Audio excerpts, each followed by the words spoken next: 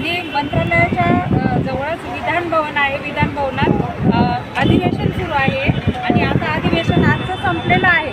परंतु येथे अधिवेशनामध्ये संपूर्ण महाराष्ट्रातून जे काही जनतेचे प्रश्न असतात ते आमदार लोक हे अधिवेशनाच्या माध्यमातून मांडत असतात। आणि आज देखील मी आदिवासी टोकरे कोळी, ढोर कोळी, मल्हार कोळी, महादेव कोळी यांच्यासह महाराष्ट्रातील 33 जमातींचा प्रश्न घेऊन इथं हे प्रश्न येथील आमदारांनी मांडावेत यासाठी इथं पत्रकं घेऊन आलेली आहे।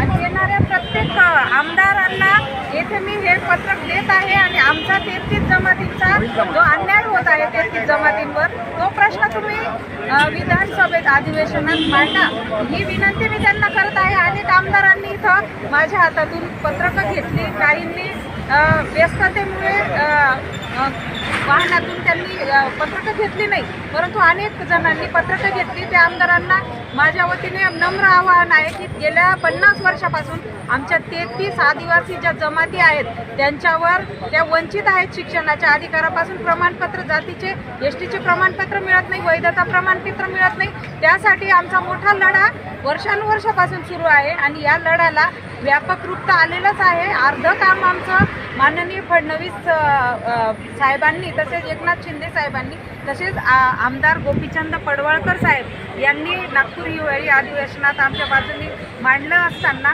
आता देखील आमचं काम व्हावं या उद्देशाने आम्ही समस्त आदिवासी 33 जमातीचे बांधव प्रयत्नशील आहोत। आणि आज याच प्रयत्नाचा एक भाग म्हणून आज या आमच्या वाल्यासेना ग्रुपच्या वतीने धुळ्याच्या हे पत्रकं आम्ही प्रत्येक आमदारांना गाडी थांबवून देत आहोत आणि आमचा प्रश्न अधिवेशनात मांडावा ही आम्ही विनंती करत आहोत। जय हिंद, जय वाल्मिकी, जय महाराष्ट्र।